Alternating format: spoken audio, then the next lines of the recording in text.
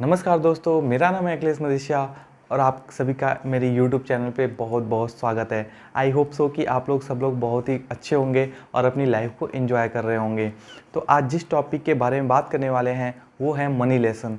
मैंने एक बुक पढ़ी थी, the rich dad and poor dad, जो कि लिखी गई है रॉबर्ट टी कियोस्की के द्वारा, जो कि अमेरिका के रिचेस्ट पर्सन में एक आते हैं और वो एक बिजनेसमैन है।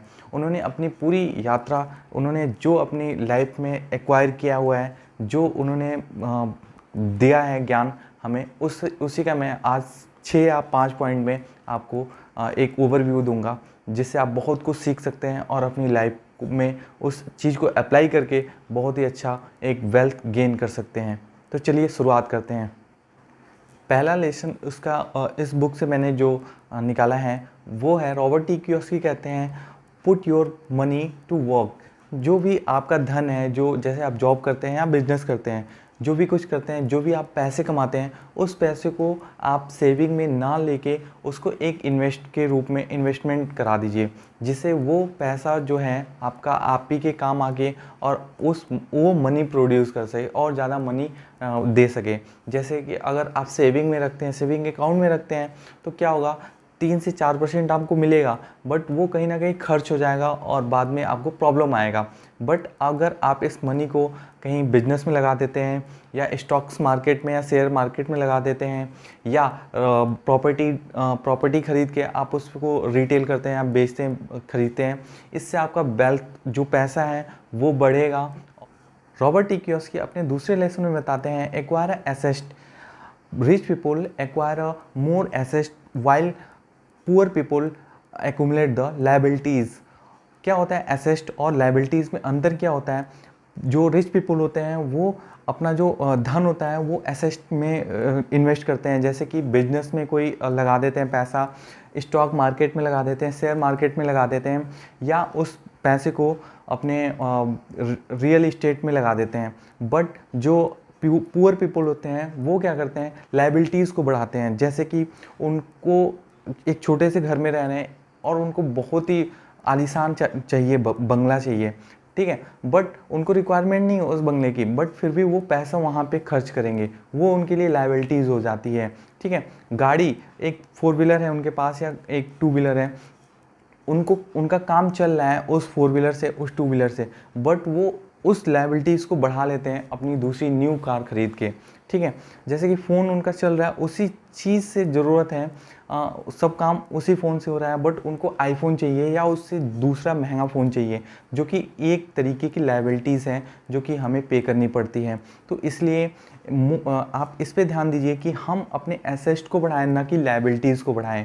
रॉबर्ट टी कियोस्की अपने थर्ड लेसन में बताते हैं, you are not born to work for other for life time. Means अगर आप इस जीवन में आए हैं ना, तो किसी दूसरे के लिए और पूरे जीवन भर उसी के लिए काम मत कीजिए। हाँ, वहाँ काम कीजिए और सीख के और आगे बढ़िए, अपना काम कीजिए। मीन्स आप एक स्लेवरी की ज़िंदगी जी रहे हैं, ऑलमोस्ट स्लेवरी। मीन्स ये एक स्लेवरी है और आप अपने जीवन में कभी ग्रो नहीं कर पाएंगे अगर आप उसी चीज़ में लगे रहें तो। ये वहाँ पे कहने का मतलब है इनका कि आप अपने अगर आपको फाइनेंशियल ग्रोथ चाहिए, आपको फाइनेंशियल फ्रीडम चाहिए, तो कहीं ना कहीं आपको अपना काम और आपको बिजनेस या इन्वेस्टिंग या इन सब चीज़ों से ज़रूर डील करना पड़ेगा। रॉबर्ट टी कियोस्की अपने थर्ड लेसन के दूसरे पॉइंट में ये बताते हैं, you are not here just to pay. Robert T Kiyosaki अपने थर्ड लेसन के दूसरे पॉइंट में ये बताते हैं, you are not here just to work, pay a bill and die. Means अगर आप यहाँ आए हैं, इस जीवन आप यहाँ पे जन्म लिए हैं, तो ऐसा ना हो कि आप केवल यहाँ पे जन्म लें, काम करें और बिल पे करें और मर जाएं। कुछ ऐसा कुछ बना के जाएं, कुछ एसेट बना के जाएं, कुछ दे के जाएं, कुछ इस जीवन में कुछ करके जाएं। वो ये कहना चाहते हैं, चाहे आप ये नहीं कि स्लेवरी की ज़िंदगी जिए और जैसे कि काम किसी के साथ किए, उसके लिए करते रहे और आप अंत में मर गए। ना यहाँ आपको जानने वाला कोई है, ना पहचानने वाला है। तो कुछ ना कुछ आप ऐसा यूनिक करके जाए ना, जिससे आप अपने फैमिली को कुछ दे के जाएँ। बट टी कियोस्की अपने फोर्थ लेसन के में कहते हैं कि गेन अ फाइनेंशियल नॉलेज, आप एक फाइनेंशियल नॉलेज लीजिए, कहीं ना कहीं आप लर्न कीजिए स्टॉक मार्केट के बारे में, शेयर मार्केट के बारे में, बिजनेस, ऑनलाइन बिजनेस के बारे में, बिजनेसेस के बारे में कहीं ना कहीं आप पढ़िए, सीखिए। और जैसे कि टैक्सेस के बारे में देखिए, फाइनेंशियल प्लानिंग के बारे में देखिए। अगर आप इन सब चीज़ों पे नॉलेज और आप स्टडी करना शुरू कर देते हैं, जिससे आने वाले फ्यूचर के लिए कहीं ना कहीं आप अगर इन्वेस्ट करने जा रहे हैं और अपनी फाइनेंशियल प्लानिंग करने जा रहे हैं, तो ये बहुत ही हेल्प करेगा आपके फाइनेंशियल प्लानिंग के लिए। रॉबर्ट टी कियोसाकी अपने 5th लेसन में कहते हैं winning means not being afraid to loss. अगर आप कोई भी न्यू काम कर रहे हैं या अगर आप बिजनेस करने जा रहे हैं, तो कहीं ना कहीं एक डर होता है मन में कि यार मैं कहीं इसमें फेल तो नहीं हो जाऊंगा, या मैं कहीं इसमें ऐसा तो नहीं होगा कि मेरी सारी पूंजी चली जाएगी, या जो मैं इसमें टाइम इन्वेस्ट कर रहा हूँ वो सारा लॉस हो जाएगा। तो कहीं ना कहीं ये डर होता है। और जो भी शुरुआत करता है ना, जो उस काम को करता है, वो सबसे पहले इसी डर से रूबरू होता है। तो कहीं ना कहीं इस चीज़ पहली सीढ़ी जो होती है, विनिंग की पहली सीढ़ी होती है, वो होता है आप इसको जीत जाते हैं, आप उसको समझ जाते हैं, कैलकुलेटिव रिस्क को समझ जाते हैं कि हाँ इसमें मेरा लॉस होगा तो मुझे कोई फ़र्क नहीं पड़ेगा, इससे मुझे क्या होगा, एक लर्निंग मिलेगी, एक सीख मिलेगी, जिससे मैं आगे आने वाले किसी भी और भी काम के लिए मैं वहाँ से अपना नॉलेज बढ़ा सकता हूँ, और उस जो लॉस हुआ है मेरा, जो भी मुझे नुकसान हुआ है, उससे मैं कुछ अलग और नया कर सकता हूँ।